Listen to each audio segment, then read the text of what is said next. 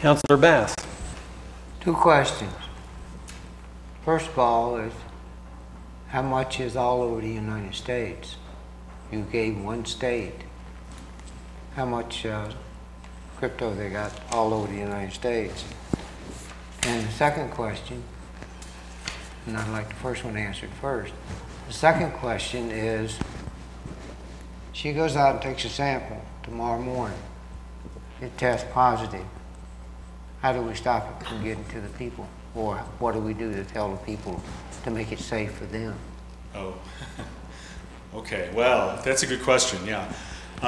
If Cryptosporidium were to be detected in some of the samples... No, I won't first one. I'm sorry. Okay.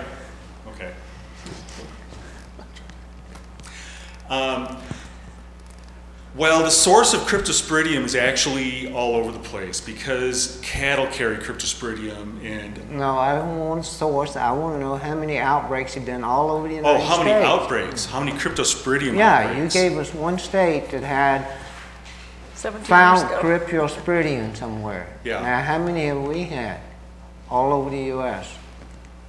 Boy, that number I don't have. I know that there was the big outbreak in Milwaukee, and there was the outbreak here, it was in the Talent and Medford water system. There's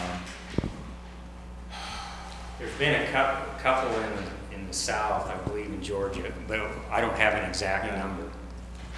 Yeah, I could try and find that out for you. I would like to know that, really. Okay. I would. And then number two. Well, right now you don't really have any protection against Cryptosporidium in the water system because the chlorine is not effective. So, and that's been a question with all of these rules, is when the standard changes, you know, like the arsenic standard dropped from 50 down to 10 parts per million. And for those people who were drinking water at like 15, by the rules, yeah, for years and years, the water was considered safe to drink, but the day that rule goes into effect, well, it's not safe. It's not safe, considered safe, and it has to be treated. It's the kind of same situation. My question is not, we got it. Yeah. Okay. She tests, it shows up. Yeah. What do we tell the people to do? Use the Brita filter?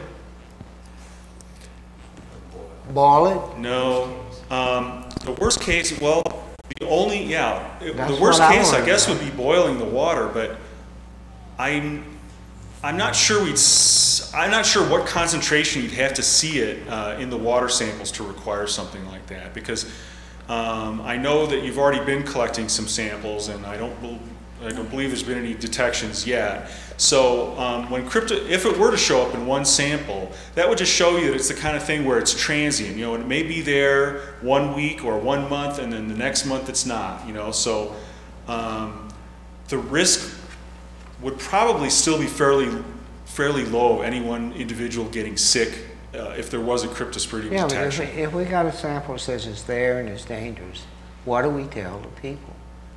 Go out and buy a Brita filter, run it through the filter first? The only way they could make their water, guaranteed to make their water safe, would be to boil it. To boil it? Yeah. That's what I want to know. Yeah.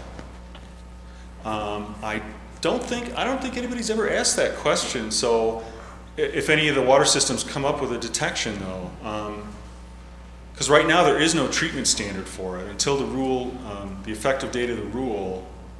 There is no treatment standard in effect for it. So, but as a practical matter too, that if you did have some occurrence that, you know, where you had to notify people to do a boil water is the standard, but there are alternative measures. There are various types of home filters that would work if people wanted to make their own water safe if something happened. Back in, I believe it was 1993 or 4, there was a failure of the treatment system here, and the town was on a boil water. It was September of 1994. It actually came over Labor Day weekend, where they found that there was no chlorine. For some reason, all the fail-safes didn't work, So the water had no chlorine treatment for just a few days. So the city was their standard public notification procedures if a water system has to go on a boil water advisory. And people are advised to boil water for drinking, and there's a whole protocol, there's standard language, and that sort of thing is what happens if there is some drastic treatment failure.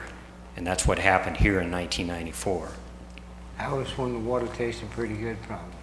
Yeah.